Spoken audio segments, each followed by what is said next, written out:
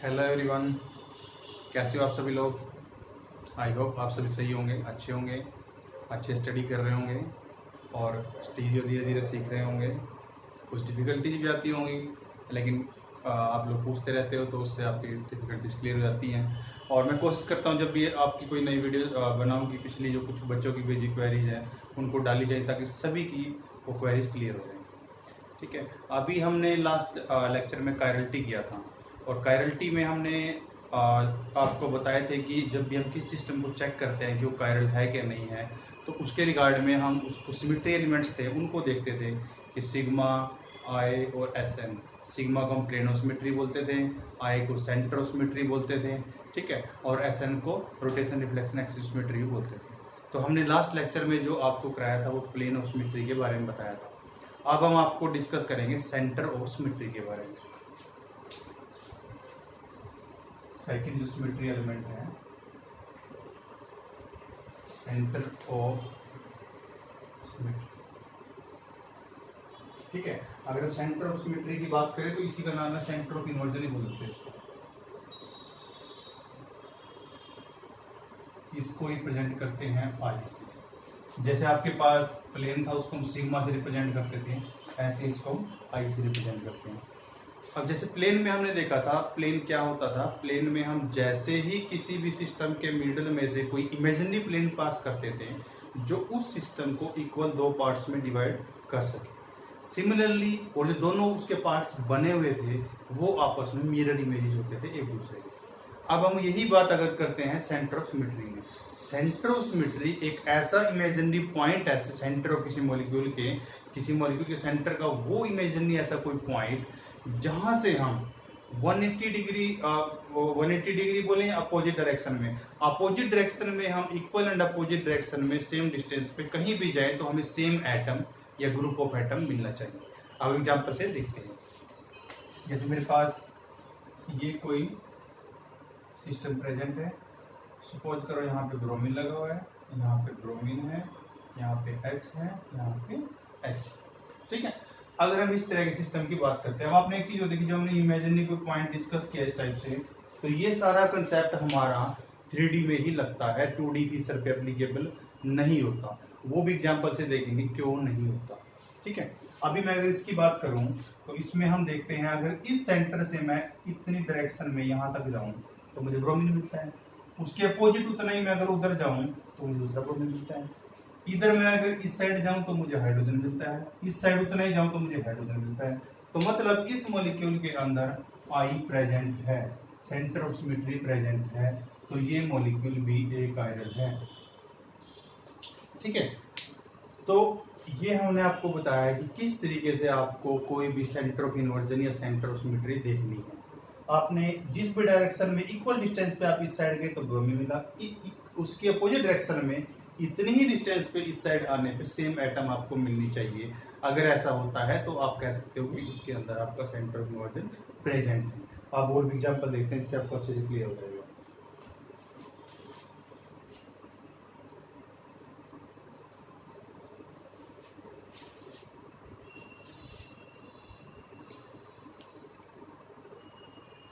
हमारे पास next example given है,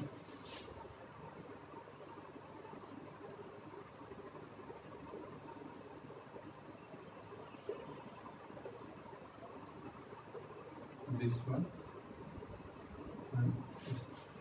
इसको हम बोलते हैं टार्ट्रिक एसिड। ठीक है, इसको हम टार्ट्रिक एसिड बोलते हैं। तो ये मैंने किस फॉर्म में लिखा बेटा, किसर फॉर्म में। अब आप अगर मैं आपको बोलूं इसको साहोर्स या आप लाइन वाइज सिस्टम में इसको बनाना चाहते हैं तो कैसे बनाएंगे, आपको पता है, आपने पहले किया हुआ है कि हम पहले उसको एक प्लेन में लेंगे और प्लेन वाली लाइन कौन सी होगी, ये वर्टिकल वाली। तो COH COH, उसके बाद हमारे लेफ्ट में क्या है, H, तो मैं इसको ऐसे दिखा सकता हूँ, और राइट में क्या है हमारे पास, OH। सिमिलरली ऊपर भी यही है, H। अब फिशर से मैंने ड्रॉ किया तो फिशर में कोई भी रिप्रेजेंटेशन किस फॉर्म में होती थी, इक्लिप्स फॉर्म में। तो ये हमारे पास टार्ट्रिक एसिड की इक्लिप्स फॉर्म आ गई, इक्लिप्स फॉर्म। ये क्या है, टार्ट्रिक एसिड। ये हमारे पास एक फॉर्म प्रेजेंट है। हमने लास्ट टाइम भी आपको डिस्कस किया था कि उसके बाद जैसे हमारे पास कोई भी फॉर्म ये प्रेजेंट थी, हम इस तरीके से देख लेते हैं। ये सपोज करो आपके COH है, ठीक है, जो यहाँ पे लगे हुए नीचे COH, ये H है, ये OH है, ये H है, ये OH है। अब मैं इसको अगर ऐसे देखूं तो मेरे को COH के पीछे COH दिखता है, H के पीछे H, OH के पीछे OH, तो मतलब इक्लिप्स फॉर्म होगी आपकी। और अगर मैं इस फॉर्म में यहाँ से एक प्लेन पास कर देता हूँ यहाँ से, तो मेरे पास H की इमेज H के पास आएगी, OH की OH के पास, COH की COH के पास, ठीक है। तो इसका मतलब आपके पास जो ये इक्लिप्स फॉर्म प्रेजेंट है, इस इक्लिप्स फॉर्म के अंदर यहाँ पे एक आपका प्लेन प्रेजेंट है जो उसको इक्वल हाफ में डिवाइड कर रहा है और दोनों हाफ एक दूसरे की मिरर इमेज है, तो सिग्मा प्रेजेंट, ठीक है। तो मॉलिक्यूल क्या हो गया, ए कायरल, ठीक है। ये तो इक्विलिब्रियम फॉर्म की मैंने बात की। अगर मैं बोलूं कि मेरे पास कोई एंटी फॉर्म या स्टैगर्ड फॉर्म प्रेजेंट है तो क्या सिमेट्री एलिमेंट हो सकते हैं, ठीक है।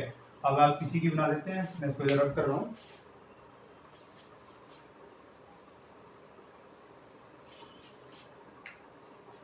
आपको किसी एक सेंटर को सेम रखना है, आपने रखा HOH को इधर सेम रख लिया एज इट इज, और इस पार्ट को सिर्फ आपने 180 रोटेट किया। 180 रोटेट करने बेटा क्या होगा, जो COH नीचे था वो आपको ऊपर की तरफ चला जाएगा, H बिलो द प्लेन था, H अबो द प्लेन आ जाएगा, OH अबो द प्लेन था, वो बिलो द प्लेन चला जाएगा। इस टाइप से आपकी कंफर्मेशन बन जाएगी, ठीक है। अब अगर हम अब यहाँ से प्लेन पार करने की कोशिश करें तो नहीं हो पाएगा, क्योंकि अगर मैं आपको इसमें दिखाऊं तो मैंने मॉलिक्यूल पहले ऐसे था, उसको अब ऐसे कर दिया है, ऐसे। तो अगर हमारा मॉलिक्यूल कुछ ऐसे बन गया है तो फिर आपको पता है यहाँ पे कहीं प्लेन रखोगे तो नहीं हो पाएगा। लेकिन आप एक चीज नोटिस कीजिए, अगर मैं यहाँ इमेजिन करता हूँ कि यहाँ पे एक सेंटर ऑफ इन्वर्जन पॉसिबल है क्या, चेक करके देखते हैं।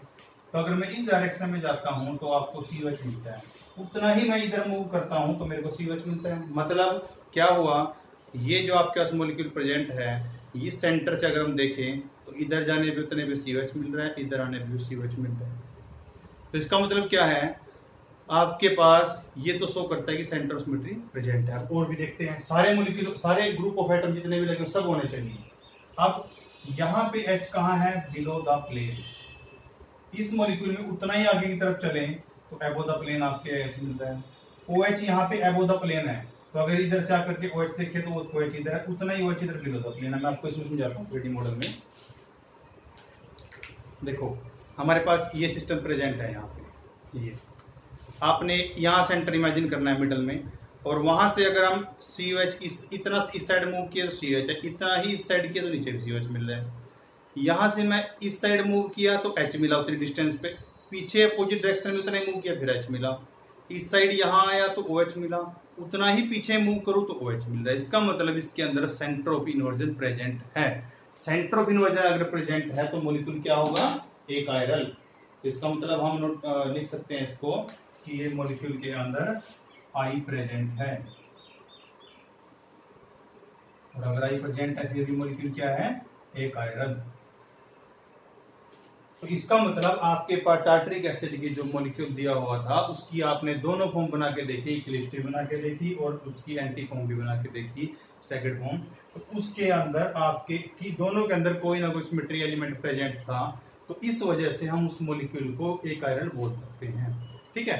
तो ये आपने सिंपल सिस्टम से देखा कि किस टाइप से हमारा मॉलिक्यूल एक आयरन है। अब इसी मॉलिक्यूल की जब हम बात कर रहे थे, जब मैंने इसको ड्रॉ किया था आपके पास पिक्चर फॉर्म में ऐसे,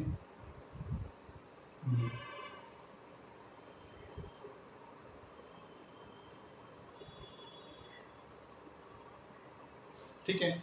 और इसी मॉलिक्यूल में अगर यहाँ से मैं एक प्लेन पास करता था सिग्मा, तो हाफ हाफ कट कर रहा था, जो मैंने यहाँ पे आपको दिखाया 3D में। तो इसका मतलब आप यहाँ पे इमेजिन करके आप बता सकते थे कि सिग्मा है तो इसको मीजो टार्टरिक एसिड बोलेंगे, मीजो टार्टरिक एसिड,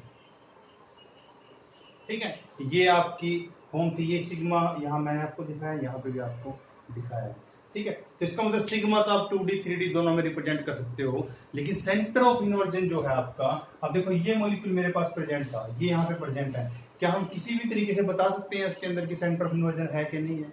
नहीं बता सकते, क्योंकि आपको जब भी किसी भी डायरेक्शन में एबो बिलो जाना पड़ेगा तो आप प्लेन में नहीं रह सकते। एबो बिलो जब भी आएगा तो आप 3D में आ जाएंगे। इसका मतलब सेंटर ऑफ इन्वर्जन यानी आई का जो कंसेप्ट है वो हमेशा आप 3D में ही एप्लीकेबल रखते हो। आपका सिग्मा दोनों में चलेगा, 2D और 3D में। ठीक है, आगे और भी एग्जाम्पल करेंगे, आपको अच्छे से क्लियर होता चला जाएगा।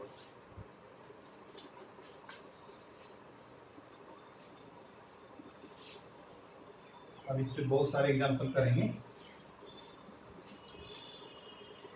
सबसे पहला एग्जाम्पल है हमारे पास, बेटा हर एग्जाम्पल में हम कोशिश करते हैं कि इस टाइप का क्वेश्चन लिया जाए कि आपको एक नया कंसेप्ट क्लियर हो। ये आपको पूछा गया है कि इसके अंदर सिग्मा आई जो भी आप इमेजिन करते हो प्रेजेंट है क्या नहीं है, मॉलिक्यूल कायरल है या अकायरल है। ठीक है, अब आपने एक चीज नोटिस करनी है यहाँ पे, ये कैसा है आपका, यहाँ पे मैं कैसे लगा दूं, यहाँ पे कैसे लगा होगा। ठीक है, ये आपके sp2 कार्बन है, ये भी sp2 है, ये भी sp2 है, तो मतलब तीनों कार्बन आपके एक प्लेन में आ गए, बोर्ड के प्लेन में है। सिर्फ ये वाला जो यहाँ पे प्रेजेंट है इसमें आपका sp3 कार्बन है, मतलब H एबो और बिलो दोनों साइड प्रेजेंट है। आप थोड़ा सोचो इसमें क्या आपका एप्लीकेबिलिटी हो सकती है।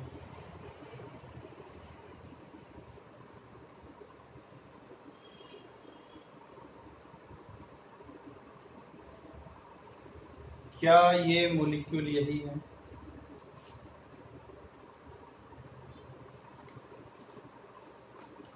देखो आपके बोर्ड के मॉलिक्यूल के कोडिंग बना देता हूं उसको। ये carbon carbon double bond H H लगे हुए। ठीक है, कार्बन ऑक्सीजन, ठीक है, डबल बॉन्ड बना हुआ। हाइड्रोजन हाइड्रोजन कार्बन पे, ये वाला सेम मॉलिक्यूल हो गया।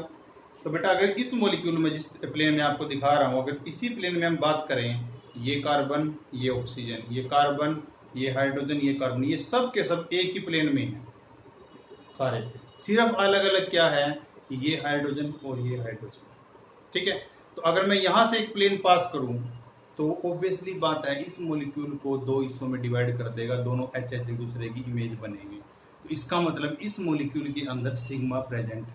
दोबारा देख लीजिए आप, ये कार्बन है ये ऑक्सीजन है, आपका कार्बन ऑक्सीजन बॉन्ड हो गया, कार्बन कार्बन के बीच में डबल बॉन्ड हो गया। ये आपका CH2 है जो मैंने यहाँ रिप्रेजेंट किया हुआ है। तो मैंने आपके सामने मॉलिक्यूल ऐसे रखा। अब मैं बोल रहा हूँ कि इस प्लेन में जिसमें मॉलिक्यूल प्रेजेंट था, अगर बोर्ड में मैं इसको दिखाऊं तो मतलब ये है मेरे पास, तो मैं बाकी सब प्लेन में है इन दो हाइड्रोजन को छोड़ के। तो मैं अगर यहाँ से एक प्लेन पास करता हूँ तो सारे सिस्टम को कट करता जाएगा और हाइड्रोजन हाइड्रोजन का आपस में इमेज बना देगा यहाँ से कट करने के बाद। तो अगर आपके पास इमेज बन गई दोनों की हाइड्रोजन हाइड्रोजन की, तो इसका मतलब अंडरस्टूड है कि आपके अंदर यहाँ पे इस मॉलिक्यूल में सिग्मा प्रेजेंट है। अगर सिग्मा प्रेजेंट है मॉलिक्यूल के अंदर तो इसका मतलब आपके पास सिग्मा प्रेजेंट, तो मॉलिक्यूल कैसा होगा बेटा, अकायरल। ठीक है, तो इसका मतलब मेरा मॉलिक्यूल अकायरल हो गया। अब छोटा सा क्वेश्चन उठता है यहाँ पे कि यहाँ तो मैंने दोनों हाइड्रोजन सेम रखे हुए थे, अगर मैं एक हाइड्रोजन और एक मिथाइल लगा देता हूं, ठीक है, एक हाइड्रोजन लगा दिया एक मिथाइल लगा दिया, मतलब मैंने क्या किया, हमने ये सिस्टम बना दिया। ये अब अगर मैं यहां से प्लेन पास करता हूं, इधर मिथाइल है इधर हाइड्रोजन है, तो क्या एक दूसरे की मिरर इमेज बनेंगे? नहीं बनेंगे। तो इसका मतलब इसके अंदर सिग्मा एब्सेंट होगा, और अगर इसके अंदर सिग्मा एब्सेंट है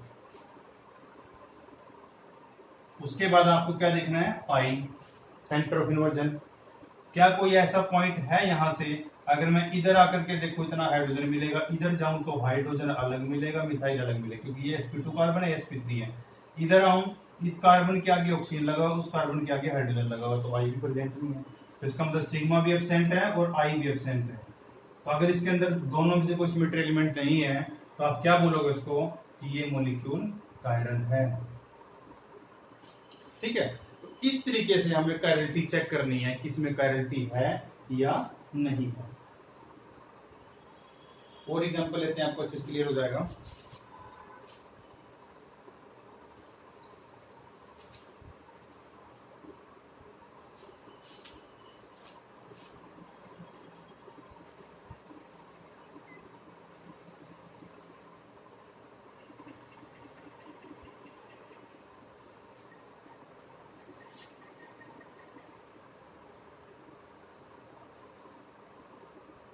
ये है। अब आपको इस मॉलिक्यूल के अंदर बताना है कि ये मॉलिक्यूल कायरल है या एकायरल है। ठीक है, सबसे पहले मैं आपको, जब कोई भी हम स्ट्रक्चर जिस टाइप से देख रहे हैं, जैसे मान लो मैंने आपको यही 4 मेंबर का दिखाया है, तो सबसे पहले बेटा हमें कोशिश करनी है चेक करने की कि हम किसी भी सिस्टम के अंदर अगर कोई भी सिस्टम चेक कर रहे हैं तो उसमें हमें ये देखना है कि हमारे पास जो सिस्टम प्रेजेंट है उसके अकॉर्डिंग आपके पास कोई प्लेन है क्या नहीं है। ये तो मैं आपको मॉडल दिखा रहा हूँ, लेकिन आपको इमेजिन तो हमेशा कॉपी पे करना पड़ेगा 3D को, तो जस्ट समझाने के लिए आपको बता रहा हूँ। यहाँ पे CO ऐसे था, बिल्कुल सेम CO लगा हुआ है। यहाँ पे आगे क्या था, इसमें 2 हाइड्रोजन ऑक्सीजन, यहाँ पे सिर्फ एक ऑक्सीजन लगा हुआ है, तो ये दोनों हाइड्रोजन नहीं है, लोन पेयर है सिर्फ। यहाँ पे एक CS2 है, वो तो कोई प्रॉब्लम नहीं लगा हुआ है। यहाँ पे एक CH3 है। सबसे पहले मुझे क्या चेक करना है कि प्लेन क्या, अगर मैं, देखो बेटा एक चीज ध्यान रखना है, जिस भी प्लेन को आप कंसीडर करोगे उसके अंदर आने वाले एटम को सभी को प्लेन के अंदर मानना है अपने। आप ऐसा मत सोचो कि मैंने अगर प्लेन यहाँ से पास कर दिया तो CH3 अलग आ जाएगा, Cl अलग प्लेन में, ना ना ना। आपने हमेशा ही सोचना है कि जो जिस प्लेन में आप ले रहे हो आपका सिस्टम सारा उसी प्लेन में है, मतलब अलोंग द प्लेन जो भी मॉलिक्यूल या ग्रुप ऑफ एटम कुछ भी आएगा उसको आपने within the plane consider करना है। प्लेन लेते हुए आपको हमेशा याद रखना है। तो अगर मैं इस प्लेन के अकॉर्डिंग यहाँ से पास करके देखूं तो मेरे पास इमेज क्या बनेगी, एक साइड CS2 एक साइड ऑक्सीजन। तो क्या इस मॉलिक्यूल के अंदर सिग्मा प्रेजेंट है? नहीं है। अगर मैं यहाँ से करके देखूं एक प्लेन पास, यहाँ से एक प्लेन पास करके देखता हूँ तो एक साइड CO दिखेगा, एक साइड CH3Cl दिखेंगे, तब भी मेरी इमेज नहीं है, तो ये तो प्लेन ये हो ही नहीं सकता। इसका मतलब इस मॉलिक्यूल के अंदर सिग्मा एब्सेंट है। अब आपने सेकंड पॉइंट क्या देखना है, आई। सपोज करो मैं यहाँ पे एक सेंटर मान लेता हूँ, इमेजिनरी सेंटर इसके बीच में। अगर मैं इस साइड आता हूँ इस डायरेक्शन में तो मुझे CO मिलता है, इस साइड जाता हूँ तो CH3Cl मिलता है, सेम नहीं है। इस साइड जाऊँ ऑक्सीजन मिलता है, इस साइड CS2 मिलता है, तो I भी प्रेजेंट नहीं है, तो इसका मतलब I भी आपका एब्सेंट है। तो आपके पास मॉलिक्यूल कैसा हो गया बेटा फिर, कायरल। ठीक है, तो हमारे पास मॉलिक्यूल हो गया कायरल। अब हमें चेक करना है कि कहीं पे मेरे पास, अगर मैं इस मॉलिक्यूल में थोड़ा चेंजेस करता हूं,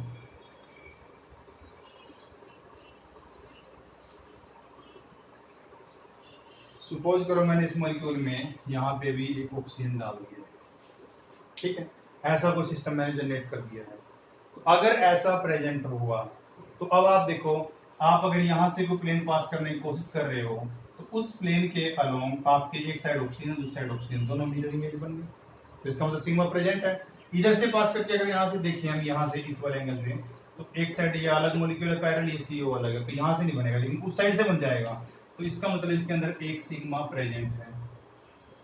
तो अगर एक सिग्मा प्रेजेंट है फिर आपका I है या नहीं है, दोनों कंडीशन में आपका एक कायरल ही होगा, चाहे सिमेट्री एलिमेंट एक प्रेजेंट है चाहे सारे प्रेजेंट है, तब भी आपका रहेगा एक कायरल। तो इसलिए हम इसको लिख सकते हैं एक कायरल। ठीक है, तो इस टाइप से आप डिफरेंट मॉलिक्यूल्स में चेक कर सकते हैं कि सिग्मा या I वहां पे प्रेजेंट है या नहीं है।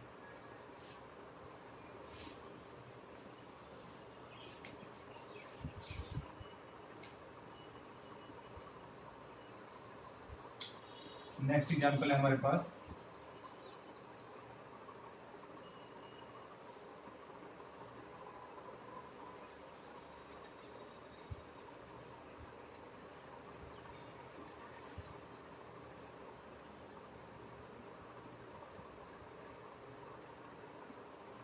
ये मॉलिक्यूल हमारे पास गिवन है। तो आपको सबसे पहले प्लेन चेक करना है। अगर मैं प्लेन यहाँ से पास करता हूँ तो BR एक साइड आता है बोधा प्लेन, एक आता है बिलो द प्लेन, तो यहाँ से प्लेन पास नहीं होगा, इस एक्सिस के लॉन्ग नहीं हो सकता। अगर मैं इस एक्सिस के लॉन्ग पास करके देखता हूँ, मतलब यहाँ से अगर हम प्लेन को पास करते हैं इस वाले में, तो मैंने आपको बोल दिया ये सब तो आपने प्लेन में लेने हैं। अब इस साइड भी CS2 है, इस साइड भी CS2 है, इसका मतलब आपके पास सिग्मा प्रेजेंट है। ठीक है, अब आप देख सकते हो कि इसके अंदर I भी चेक कर लेते हैं। अगर यहाँ पे सेंटर पे आपके पास कोई इमेजिनरी सेंटर है, इसके मैं इस साइड जाता हूँ तो उतने मेरे को CS2 इस साइड है, एक CS2 इस साइड। ठीक है, चाहे मैं ऊपर करके लिखूँ तो उनके CS2 के अबव बिलो भी आ सकते हैं, कोई प्रॉब्लम नहीं है। अब मैं अगर इस साइड चलता हूँ इतना ही तो BR अबव द प्लेन मिलता है मेरे को, उस साइड उतने जाता हूँ तो BR बिलो द प्लेन मिलता है। ठीक है, इस साइड H मेरे को एबो द प्लेन मिलता है, उस साइड H मेरे को बिलो द प्लेन मिलता है। एक एग्जांपल से देख लेते हैं इसको भी।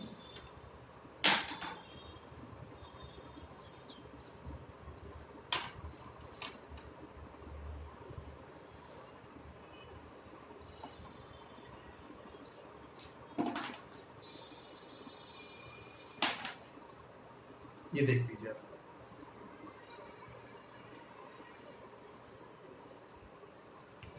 ये देखिए, ये कुछ हमारे पास मॉलिक्यूल ऐसा गिवन है। ये जो आपके अलग अलग सेंटर है इस टाइप से हैं। यहाँ B are below the plane है, यहाँ B are above the plane है। तो यहाँ पे जो मिडल में यहाँ इमेजिनरी सेंटर अगर मैं बनाऊं तो उससे इस साइड आता हूँ उतने पे बी आर मिलता है, उससे पीछे जाता हूँ उतने पे भी बी आर मिलता है। ठीक है, उस साइड से अगर मैं यहाँ से देखूं तो इस सेंटर से हम जितनी डिस्टेंस पे जाकर के हमें एक एच आगे मिल रहा है उतनी डिस्टेंस पे एक एच आगे पीछे मिल रहा है।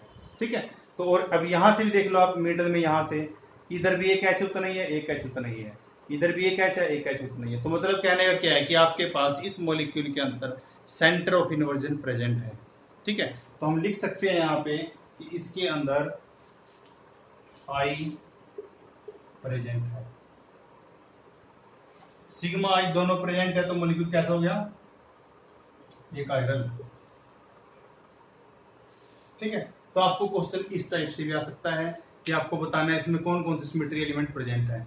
आपको क्वेश्चन ये भी आ सकता है कि क्या मॉलिक्यूल कायरल है या एकायरल। आपको क्वेश्चन ये भी आ सकता है कि क्या इसमें सिग्मा प्रेजेंट है, क्या इसमें सिग्मा आई दोनों प्रेजेंट है। ठीक है, मल्टीपल आपको पता है, आप जैम में जब करते हो तो आपको मल्टीपल चॉइस क्वेश्चन भी आते हैं और मोर देन वन आंसर वाले क्वेश्चन भी आते हैं। तो आपको दोनों में चीजें, आपका बेसिक कंसेप्ट क्लियर होना चाहिए, कितने एलिमेंट्स प्रेजेंट हैं और क्या मॉलिक्यूल कायरल है क्या एकायरल है। ठीक है, तो इसके बेसिस पे आपको बताना है। अब जो हमने अभी एग्जांपल किया है, अगर मैं इसमें थोड़ा सा चेंजेस कर देता हूं,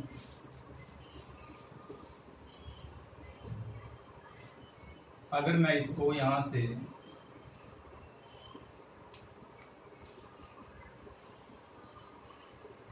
बी आर बी है वो तो प्लेन लगा देता हूं ये। ठीक है, अब देखिए आप, अगर मैं, आपको पता है यहाँ पे तो मैं कुछ भी लगाऊं, आप सब अलोंग द प्लेन लोगे, तो इस प्लेन में तो मैं फिर भी पास करूंगा तो मेरे को CS2 इमेज मिलेगी। तो एक सिग्मा तो मेरा कंफर्म है कि उसके अंदर प्रेजेंट है। अब इधर से देखते हैं, अगर यहाँ से हम प्लेन पास करते हैं इस वाले डायरेक्शन से यहाँ से, तो आपको इस साइड भी आ रहा है वो द प्लेन इमेज दिखेगी, इधर इस साइड भी है वो द प्लेन, एच बिलो, तो इसका मतलब एक और सिग्मा प्रेजेंट है। तो यहाँ पे कितने सिग्मा प्रेजेंट हो गए, 2 सिग्मा प्रेजेंट है आपके पास। अब आपको आई चेक करना है। आई अगर हम देखें तो यहाँ तो CS2 मिल जाएगा, लेकिन यहाँ पे बी आर, यहाँ भी एबो है। तो अब इस साइड आगे की तरफ बी आर के पास हम आएंगे तो पीछे उतना ही ऑपोजिट डायरेक्शन में जाने के लिए आपको बी आर पीछे मिलना चाहिए, पीछे तो आपको एच मिल रहा है। तो इसका मतलब इसके अंदर आई प्रेजेंट नहीं है। तो सिग्मा तो प्रेजेंट है और आई आपका एब्सेंट है। पर कोई भी एक एलिमेंट भी अगर प्रेजेंट है तो आपको उसको एक आयरन कंसिडर करना है। ठीक है, तो ये एक आपके पास कोई एग्जांपल हो सकता है कि इस तरीके से हम इसको देख सकते हैं। अब इसी में और बताता हूं आपको,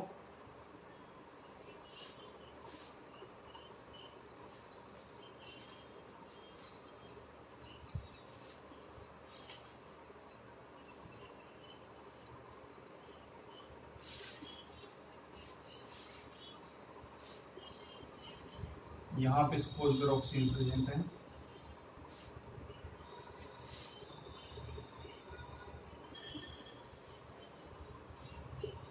ये प्रेजेंट है मेरे पास, और यहाँ पे ये प्रेजेंट।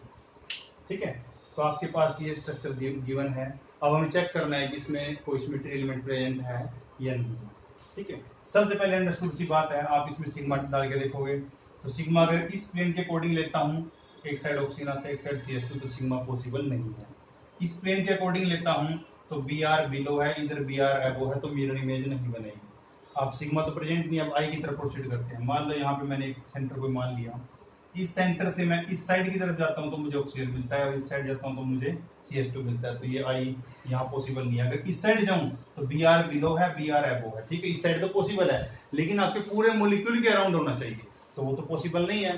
तो इसके अंदर सिग्मा और आई दोनों ही एब्सेंट हैं, और अगर ऐसा है तो मोलिक्यूल आपका कायरल होगा। अंडरस्टूड है। अगर मैं इसी मॉलिक्यूल में यहां पे भी CH2 लगा देता हूं ऐसे, अब देखो अगर आप इस प्लेन के अकॉर्डिंग प्लेन लेकर के जाओगे, यहां से प्लेन पास करोगे, तो आपको इधर भी CH2 मिलेगा, इधर भी, तो इसका मतलब आपके पास सिग्मा क्या होगा, प्रेजेंट। लेकिन यहां से अगर मैं सिग्मा पास करूं तो यहाँ पे Br बिलो है, यहाँ Br अबो है, तो इस साइड सिग्मा प्रेजेंट नहीं हो सकता, लेकिन हाँ इसके अलोंग हो सकता है सिग्मा। ठीक है, अब I की बात करते हैं। अगर I की बात करो, दोनों साइड CH2 मिल रहा है, इस साइड आपको Br पीछे मिल रहा है, उतना ही Br आपको इधर आगे मिल रहा है, तो इसका मतलब H आपका अबो है, H बिलो है, तो मतलब अपोजिट डायरेक्शन में जाने पे दोनों साइड सेम एटम आएगा, तो यानी कि I भी क्या है, प्रेजेंट है। और अगर ऐसा है तो आपके पास मॉलिक्यूल कैसा हो गया, एक आयरन। ठीक है, तो आपको जस्ट इमेजिन करना है सिस्टम को, किस तरीके से हम उसके अंदर चेक कर सकते हैं कि मॉलिक्यूल कायरल है या एकायरल है। आपको सिर्फ फाइंड आउट करने हैं सिमेट्री एलिमेंट्स। जैसे आप सिमेट्री एलिमेंट्स को फाइंड आउट कर पाओगे, उसके बाद आपके लिए इजी हो जाएगा बताना कि मॉलिक्यूल कायरल है या एकायरल। ठीक है, हम इसमें बहुत सारे एग्जांपल ले चुके हैं।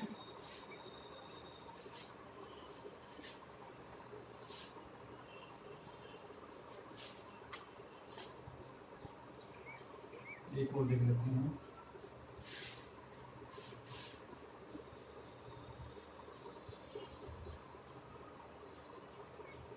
ये आपके पास, अब आपको बताना है कि ये मॉलिक्यूल कायरल है या एकायरल है। ठीक है, तो सबसे पहले आपको क्या चेक करना है मॉलिक्यूल कायरल या एकायरल के लिए, कि उसके अंदर कोई प्लेन, अगर मैं यहां से पास आउट करूं तो ये कार्बन जो आ रहा है इस साइड, ये वाला कार्बन sp2 है और ये sp3 है, पॉसिबल नहीं है। अगर मैं इसी के अलोंग लेके देखूं तो यहाँ पे CH2 CMB है, ये तो पॉसिबल नहीं है, तो मतलब इसमें कोई सिग्मा नहीं है। ठीक है, सिग्मा एब्सेंट। उसके बाद आप सेंटर ऑफ इन्वर्जन देखिए, इस साइड CH2 आ रहा है, लेकिन इस साइड CH2 है, इस साइड एक मिथाइल है, एक H है, तो इसका मतलब I भी क्या है, एब्सेंट है। तो मॉलिक्यूल कैसा हो गया, सॉरी कायरल हो गया मॉलिक्यूल, आपका कोई भी सिमेट्री एलिमेंट नहीं है, तो मॉलिक्यूल कायरल हो गया। ठीक है, अब आप बार बार देख रहे हो कि कायरल कंपाउंड है, कायरल कंपाउंड है। जो भी कायरल आप यूजुअली देखते हो, आप बोलते हो कि कायरलिटी का हम सीधा रिलेशन करते हैं ऑप्टिकल एक्टिविटी के साथ, लेकिन आप एक पॉइंट यहाँ पे नोट कर लीजिए कि ऑल कायरल कंपाउंड्स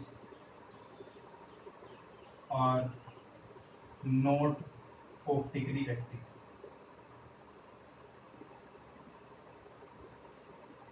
ठीक है, अब देखो कोई भी कायरल सेंटर अगर कहीं पे प्रेजेंट है, जो भी आप किसी भी कंपाउंड में, तो आपको जरूरी नहीं है कि वो कंपाउंड आपको ऑप्टिकली एक्टिव होगा।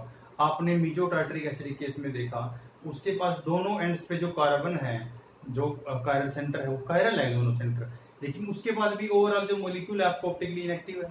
तो ऐसा क्यों है, क्योंकि आप दोनों एंड पे चेक कर रहे थे कि अगर आपके पास इक्लिप्स फॉर्म प्रेजेंट थी तो उसके अंदर मेरे पास बनता था कि सिग्मा प्रेजेंट है, और अगर एंटी फॉर्म प्रेजेंट थी तो उसके अंदर आई प्रेजेंट था। तो दोनों कंडीशन के अंदर आपके पास सिमेट्री एलिमेंट कहीं ना कहीं से आ जाता था, तो इसी वजह से आपका वो दोनों कायरल सेंटर होते हुए भी ओवरऑल मॉलिक्यूल आपका ऑप्टिकली इनएक्टिव था।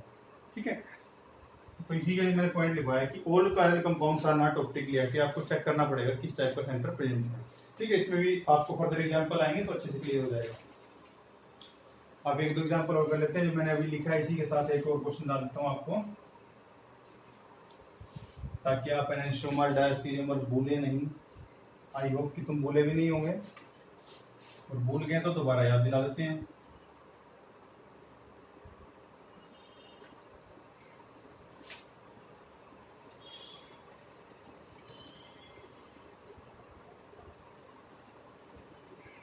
ये ठीक है, ये सिस्टम आपके पास प्रेजेंट है।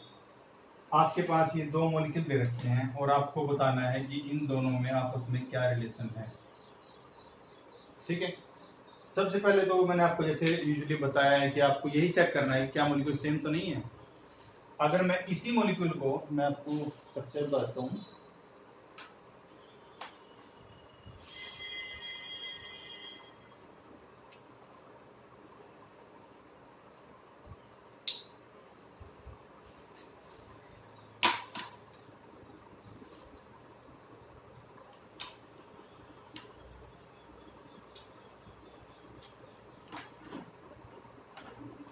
आपके पास इस टाइप का स्ट्रक्चर गिवन है।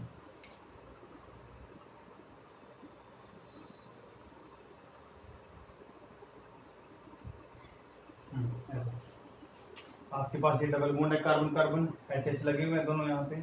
आपके पास एक मिथाइल है, एक H है, HH ये है ये, ठीक है। और इधर जो आपके पास यहाँ पे स्ट्रक्चर प्रेजेंट है उसमें ये वाला जो सिस्टम है एज इट इज यहाँ पे है, ठीक है। तो सबसे पहले तो मैं क्या करूँगा, मैं अगर उसको जूम करता हूँ, ये वाला ये स्ट्रक्चर जो मैंने बनाया है ये वाला, मैं पहले कोशिश करूंगा कि मैं इसको उठा के इसके ऊपर अगर पलट के रख पाऊँ तो क्या पता सेम मॉलिक्यूल हो। तो मैं इसको ऐसे पकड़ा है और मुझे उसके ऊपर रखना है, तो उसमें मिथाइल अम्ल अलग है, तो मैंने क्या किया, मैंने इस स्ट्रक्चर को ऐसे घुमा दिया यहाँ रखने के लिए। लेकिन वहां अगर ऐसे ऊपर पलट के लेके जाता हूँ तो मेरे पास जो एमी था यहाँ पे एबो वहाँ बिलो हो जा रहा है, लेकिन वहां भी एमी एबो है। इसका मतलब सेम मॉलिक्यूल तो है नहीं, क्योंकि बेटा जब आप 3D में रोटेट करते हो जैसे मर्जी रोटेट कर लो, फिर आप उठा के ऐसे ऐसे जैसे मर्जी करके आप उसको कर सकते हो। 3D में आपको सारी टाइप की रोटेशन अलाउड है, कैसे मर्जी कर लीजिए आप। तो मैंने इसको किसी भी तरीके से मॉलिक्यूल उठा के, या सिंपल आपको अगर 2D में समझाऊं, इस मैंने इसको उठाया और यहाँ पलट दिया, तो यहाँ पे एमी अब एबो बिलो हो गया और यहाँ पे एबो बिलो अलग था, तो इसका मतलब सेम नहीं है। इसका मतलब ये तो कंफर्म हो गया कि मॉलिक्यूल होमोमर तो नहीं है। अब हमें चेक करना है कि मॉलिक्यूल फिर क्या है। उसके बाद सबसे पहले हम चेक करते थे क्या मॉलिक्यूल एक दूसरे की मिरर इमेज है, ये चेक करते थे ना, non superimposable mirror image, ये एनरिचमेंट के लिए बोलते थे। तो पहले मैंने मिरर इमेज देखी, तो मिरर इमेज की अगर मैं बात करूं तो यहाँ पे अगर मैं मिरर रखता हूँ यहाँ पे, तो अंडरस्टूड है कि मेरे पास दोनों एक दूसरे की मिरर इमेज बना रहे हैं, ठीक है। क्योंकि जो ग्रुप अलोंग द प्लेन रहते हैं, जैसे आपने यहाँ पे प्लेन पास किया है, तो देखो जो एमी एबो था उधर भी आपको एबो ही दिखेगा, ठीक है। तो अब इस सिस्टम में हमने चेक किया तो दोनों एक दूसरे की मिरर इमेज है, ठीक है। और अब मैं मॉलिक्यूल को उठा के इसके ऊपर सुपर इम्पोज करने की कोशिश करता हूँ। मैंने इसको उठा के पलट के यहाँ रख के देखा तो मैच नहीं हुआ, एमी यहाँ एबो था, पलटने के बाद इसका एमी बिलो हो गया। तो इसका मतलब क्या हुआ, ये सुपर इम्पोज भी नहीं हो सकता है। अगर सुपर इम्पोजेबल भी नहीं है, मतलब नॉन सुपर इम्पोजेबल है और मिरर इमेज भी है, तो आपस में क्या होंगे, एनेंशियोमर, ठीक है। तो non superimposable mirror image is called as enantiomer, ठीक है। तो आपके पास एक एग्जांपल हो गया इस तरीके से कि आप किसी भी सिस्टम को कैसे चेक कर सकते हो। और एग्जांपल देखते हैं।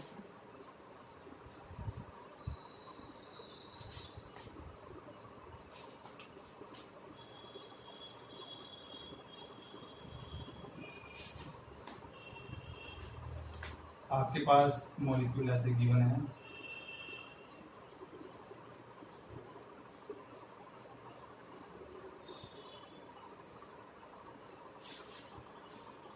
और कोई दूसरा मॉलिक्यूल है,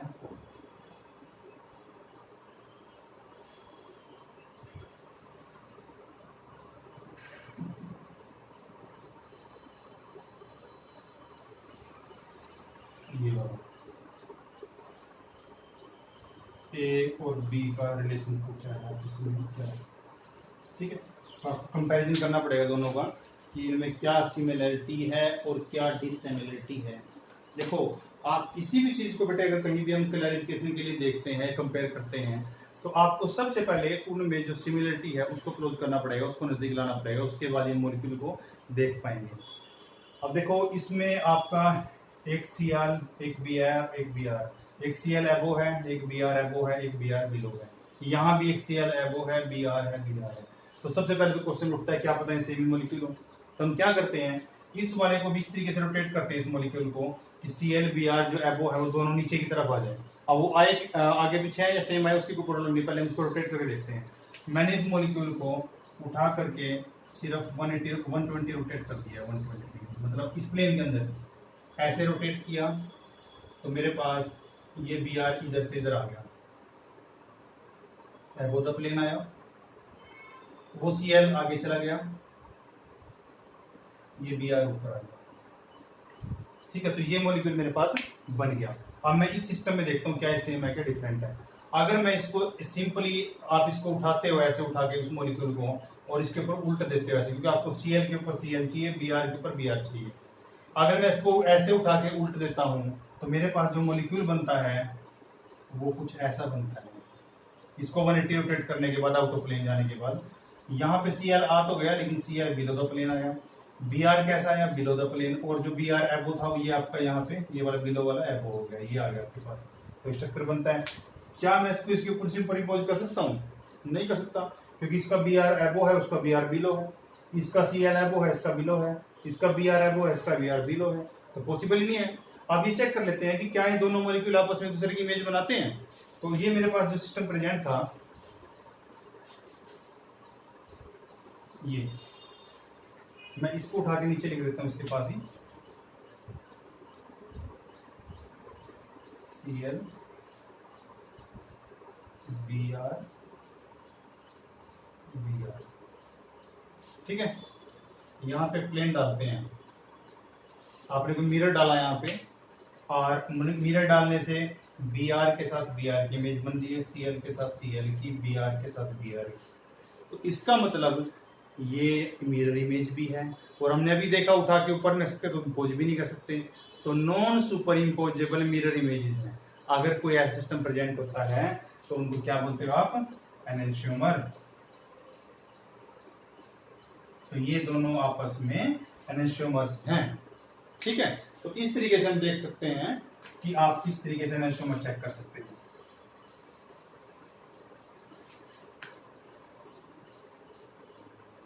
आप एक और एग्जांपल देख लेते हैं।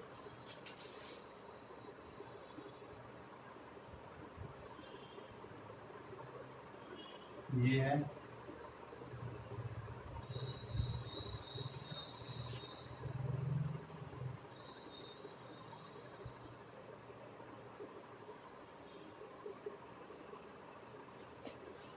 ठीक है। तो अगर आपके पास सिस्टम प्रेजेंट है तो आपको चेक करना है कि इसके अंदर क्या है। देखो अगर आप इसको सिंपल इसको उठा के देख के रखना चाहे तो वो पॉसिबल नहीं, ऐसे उठाएंगे, यहाँ दोनों एबो है, यहाँ एक एबो एक बिलो है, ठीक है। तो ये पॉसिबल भी नहीं है, मिरर इमेज भी पॉसिबल नहीं है। तो अब मैंने आपको एक चीज बताई थी कि अगर कहीं भी chiral centre more than one chiral centre है और उसमें एक सेम है, जैसे इन दोनों में यहाँ पे एक ओरिएंटेशन सेम है और दूसरे वाला डीपर है या बाकी सारे डीपर हैं, तो उन दोनों स्ट्रक्चर्स के आपस में जो रिलेशनशिप होता है वो डायस्टेरियोमर्स होता है, डायस्टेरियोमर्स। यहाँ पे आप एक पॉइंट नोट कर सकते हो कि if one chiral centre is same, if one chiral centre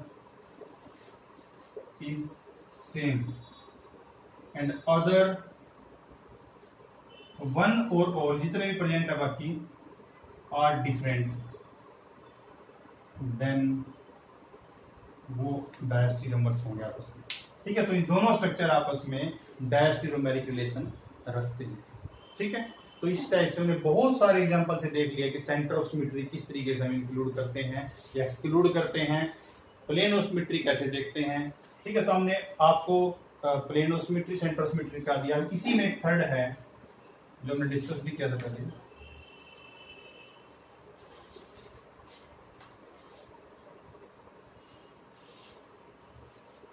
अगला है third one, rotation reflection axis of symmetry. Actual में ये कुछ ज़्यादा अलग नहीं है, इसको एसन से रिप्रेजेंट करते हैं। ये सिर्फ इन्हीं का एक कॉम्बिनेशन है। वो कैसे है? जैसे मान लो ये एसन है जिसको हम लिखते हैं S n is equal to C N plus sigma N, ठीक है। अब सी एन क्या है बेटे? जैसे हम आपको बताया कि अगर सी एन मैंने यहाँ पे मान लो 2 रख दिया तो इसका मतलब होता है टोटल 360 डिग्री इंटू में एन, यहाँ पे एन जो हम सी एन की डेफिनेशन लेते हैं। तो मैंने अगर इसको सी एन की जगह 2 रख दिया तो 360 डिवाइडेड बाई 2 मतलब 180।